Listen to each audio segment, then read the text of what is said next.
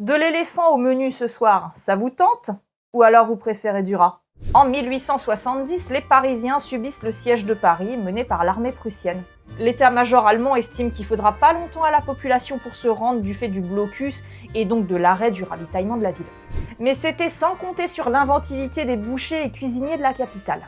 Comme les réserves s'épuisent rapidement malgré les tentatives de rationnement, cuisiner des trucs inhabituels devient nécessaire. À l'époque, l'animal le plus abondant dans la ville, c'est le cheval.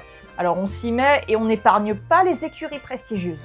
La viande de cheval était déjà consommée bien avant, bien sûr, mais c'était une viande de second choix. Sous le siège, ça devient un plat de luxe. Et quand même les chevaux viennent à manquer, on passe à des choses encore moins conventionnelles. Des chiens, des chats et même des rats.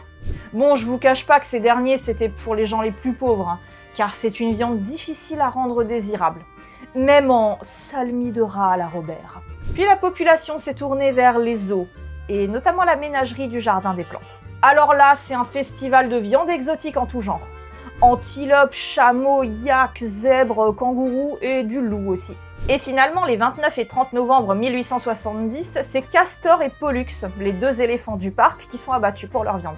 Cuisiné et servi au café voisin dans le 1er arrondissement, je vous laisse avec l'avis d'un chroniqueur anglais qui a eu l'occasion de les goûter. J'ai pris une tranche de Pollux à dîner hier. C'était dur, grossier et huileux, et je recommande aux familles anglaises à même de se procurer du bœuf ou du mouton de ne pas manger d'éléphant. Vous voulez plus de vidéos? Abonnez-vous à la chaîne.